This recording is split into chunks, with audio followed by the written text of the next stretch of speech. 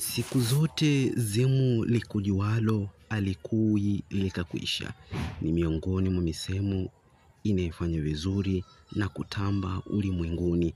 Wazee wa zamani wakitanabaisha kuhusiana na swala hilo.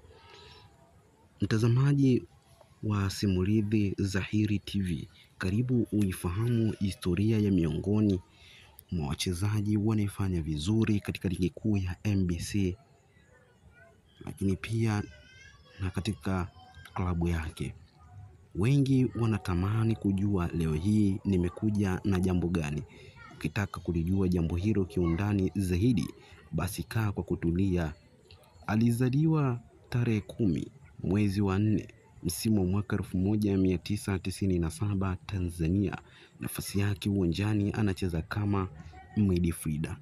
Wako midfielder wengi kuwahi kutokea nchini Tanzania, lakini nilijaribu kutafuta kumfananisha naye nikakosa kabisa. Maana mwamba, wewe ni mtu wa maana kabisa. Unapiga pasi mithili ya kwamba unatumia lula. Goli lako unaweza ukatumia kama kibani ukienda ukweni kumchumbia mtoto wa kike. Wengi wanapenda kukuita burudantha wa kabumbu, lakini mimi napenda sana kukuita chief of the chief wa machief wa kabumbu. Je, unamjua ni nani? Mwamba huyu alibahatika kucheza vilabu mbalimbali kama vile KMC, Azam, lakini pia akarudi tena KMC.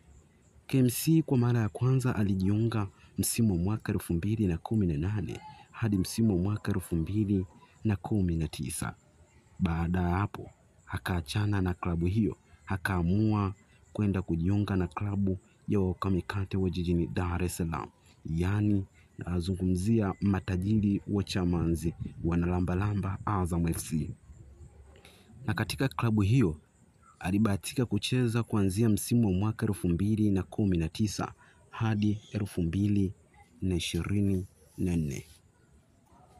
Na ndiyo timu pekee ameonekana amedumu kidogo kwa muda mrefu na kucheza misimu kadhaa tu katika klabu hiyo.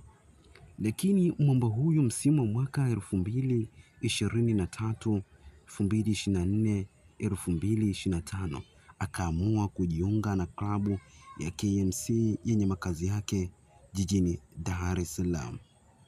Ni miongoni mwa wachezaji wanaofanya vizuri sana katika ligi kuu ya NBC Premier League. Kila mtu ukimuuliza una ndoto gani, atakwambia jinsi anavyoelewa yeye. Lakini mwamba huyu alikuwa na ndoto ya kuja kuwa mchezaji bora nchini Tanzania.